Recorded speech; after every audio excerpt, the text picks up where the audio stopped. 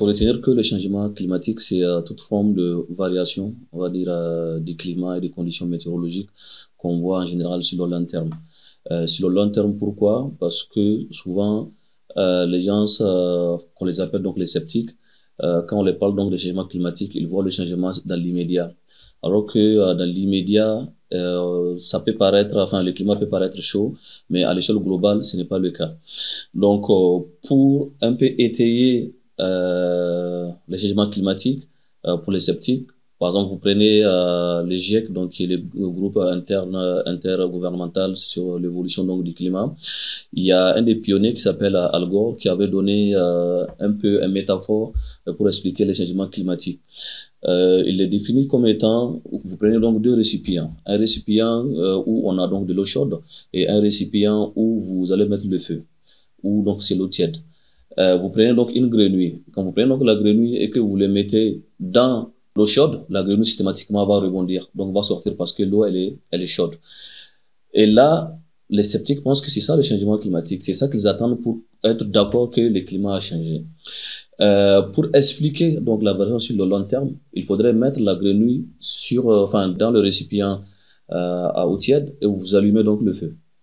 La grenouille va s'adapter aux conditions, on va dire, de l'eau, donc qui se chauffe graduellement. Et à chaque fois, la grenouille change, voilà, donc sa température corporelle jusqu'à ce que l'eau devienne chaude et qu'elle ne peut plus bouger et elle meurt. Et donc, ça veut dire que le changement climatique, c'est vraiment sur le long terme qu'il faut voir leurs effets. Et quand vous prenez, par exemple, les scientifiques, voilà, on prend généralement une marge donc de 30 ans pour pouvoir caler les évolutions donc du climat. Les effets les plus courants des changements climatiques, déjà, on va dire à l'échelle mondiale, c'est déjà donc la fonte des glaciers polaires là qu'on voit. Donc, lorsque les glaces fondent, ça va augmenter le niveau de mer et on voit tout ce qui se passe en Occident où vous avez donc la remontée du niveau donc des mers qui va se répercuter, on va dire donc dans les régions et ça cause des problèmes énormes. Vous allez avoir par exemple le raccourcissement, on va dire, d'un certain nombre de spéculations agricoles, par exemple des cultures qui peuvent se développer sous, on va dire, 30 ou 20, 32 ou 20, 35, c'est juste un exemple, degrés, et qu'on voit qu'effectivement, donc, le climat, enfin, la température augmentée, ça peut souvent raccourcir les cycles, on va dire, végétatifs ou même le cycle de développement des cultures. On a également une modification, on va dire, donc, du régime pluviométrique. Alors, je vais prendre juste les cas spécifiques du Niger ou bien de manière globale le Sahel. On a de plus en plus la recrudescence des phénomènes extrêmes. Donc, vous allez voir en une seule pluie 100, 130, 120 mm de pluie qui tombent. Et ces pluies-là causent des dégâts énormes. On voit ce qui se passe à Niamey ces dernières années. On a toujours donc des inondations qui sont là. Et ces inondations-là, on peut, de manière ou d'une autre, les corréler avec les effets néfastes des changements climatiques. Ça, c'est un aspect. Un autre aspect au Niger, c'est qu'au même moment où vous allez voir quelques périodes où vous avez des inondations, c'est que souvent, c'est accompagné par des périodes de sécheresse. Et ces périodes donc de sécheresse-là se traduit effectivement par une baisse considérable des précipitations qui va se répercuter directement sur déjà les productions agro-silvopastorales et les populations n'auront pas effectivement les rendements qu'il faut, les productions qu'il faut pour leur suffisance, on va dire, alimentaire. Donc ça, c'est un aspect.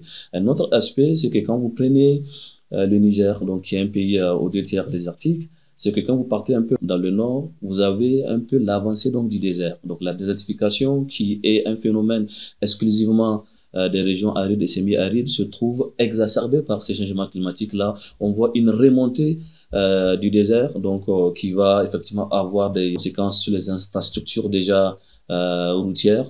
Ça peut être des infrastructures effectivement, donc enfin des ménages, les maisons peuvent être englouties par le sable. Vous pouvez avoir par exemple l'ensablement donc des oasis, donc des oasis qui sont un écosystème particulier qu'on retrouve dans ces zones-là et qui sont donc des zones à potentiel agricole ou bien agro-silvopastoral. On voit de plus en plus que en termes donc de dégradation des sols, parce que quelque part, il faut se le dire, hein, la dégradation donc des sols au Niger, en dehors de l'action anthropique, c'est-à-dire l'action de l'homme qui dégrade fortement les ressources, c'est que le changement climatique a aussi sa part à jouer.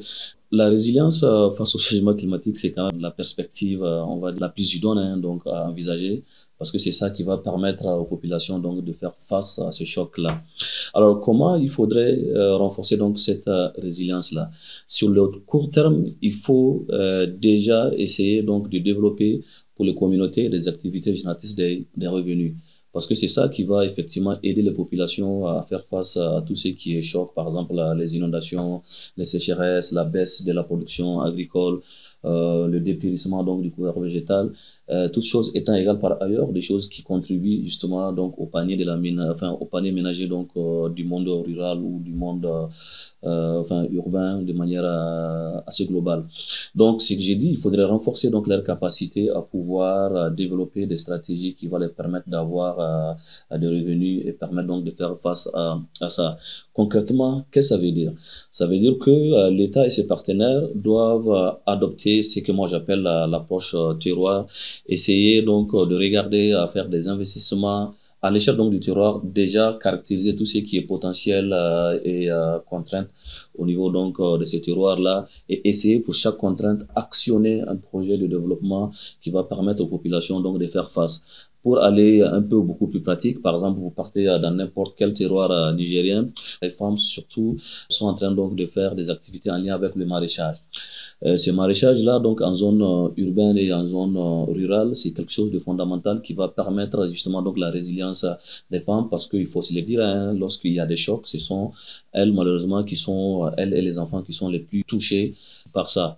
Et donc l'approche terroir va permettre justement de développer un certain nombre donc de projets, d'initiatives et d'activités génératrices donc de revenus pour qu'à l'échelle du ménage on puisse avoir une activité en dehors de l'agriculture parce que il faut se le dire au Niger, vous avez 85 à 92% de la population qui sont agricoles, donc ça veut dire tributaires aux aléas climatiques qui sont déjà capricieux et donc il faudrait aider les populations en dehors de l'activité agricole à avoir d'autres activités de cette nature-là.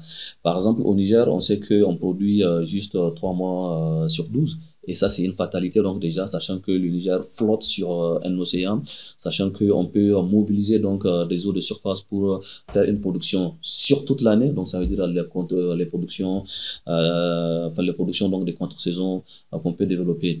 Donc ça, c'est un aspect. Un autre aspect, on le voit, hein, ça et là, il y a beaucoup donc de projets avec des partenaires et même l'État hein, qui s'inscrit dans les cadres donc des petits projets donc de microfinance du monde rural ou bien donc des communautés. Et ça, je pense que c'est une bonne chose.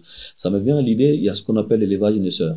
L'élevage naisseur, on le voit que ça prend de plus en plus donc d'ampleur. C'est le fait que avec un partenaire ou bien donc des coopératives puissent s'organiser pour donner des moutons, enfin des animaux à une partie effectivement donc de leurs membres pour qu'ils puissent faire donc de l'embauche et cette embauche là va leur permettre déjà lorsqu'ils vont vendre donc les animaux là d'avoir des revenus mais également répartir une autre partie donc de leurs revenus dans leur coopérative et ça c'est une bonne chose.